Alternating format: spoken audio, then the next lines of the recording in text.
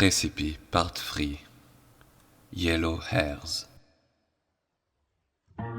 In the living room of the dam, the Beavers sat eating chips and crackers, watching another Montalvo flick. Another moment, and it would have been later, Oxnard Montalvo said lamely as he held his lady, ready for a kiss. Is that great or what, Dag? Bad movies, chips, Yahoo. What more could a beaver want, eh? Norbert exclaimed happily to his brother. You said it, Norby, Dag replied, stuffing a handful of cheese crisps into his mouth. Just then the phone rang, and Norbert jumped to answer it. Naturally, he'd make Dag do it, but he was in a good mood tonight. Hello, Norb greeted. Hey Norb, my man, how's it hanging? Said the deep voice of Barry Bear. Barry! Great, what's up? I got some of my cousins coming around for noon tomorrow. We're gonna jam. You and Dag wanna come and groove with us? Barry growled in his slow, smooth tone. Sure thing, Barry. We'll be there.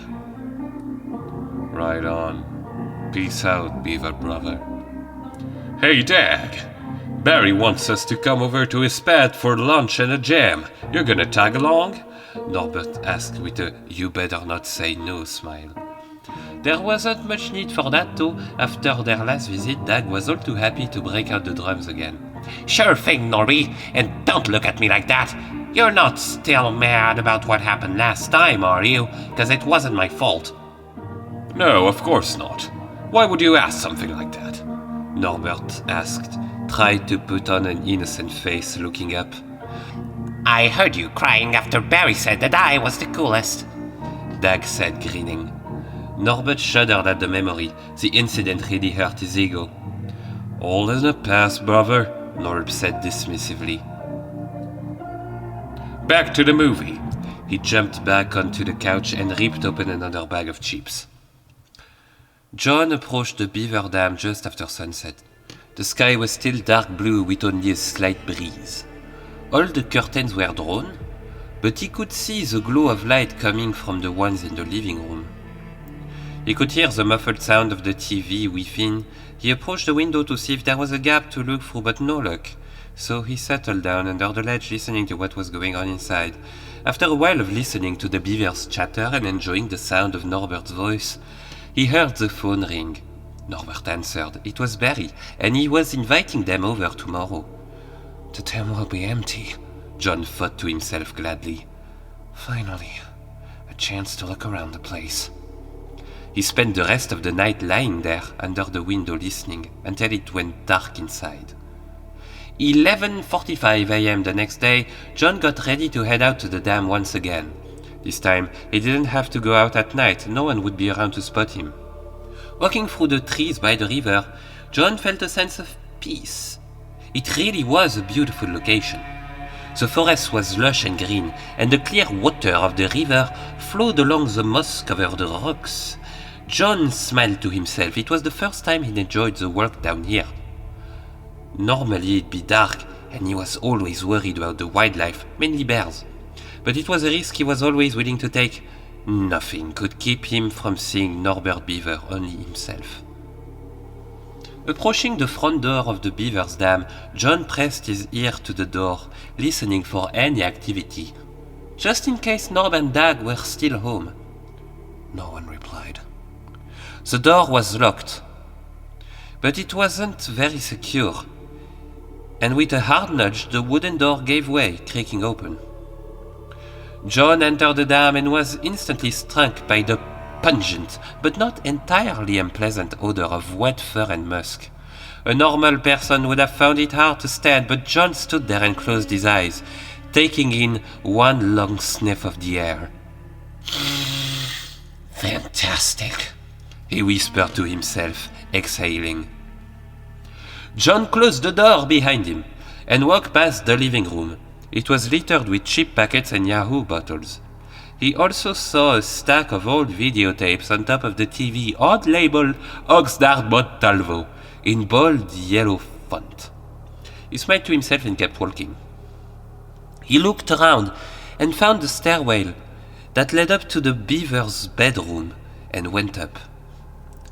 Climbing the stairs, he could smell the faint odor of various hair care products, obviously Norbert. Their essence mixed pleasantly well with the Beaver's scent. He figured them to be Norbert's creation. He was known for making weird hair products of his own. John came to the doorway of a large and relatively empty room. All that resided inside were a set of wooden bunk beds made of old canoes strutted together and a small table next to the bottom bed. Even if he hadn't seen on TV which bunk bed Norbert took, he would have known instantly. The bottom bunk was clearly Norbert's bed. It was perfectly made and tucked in. Daggett's was totally the opposite, his blanket screwed up in a ball and crumbs throughout the sheets. John walked to the window and opened the curtains.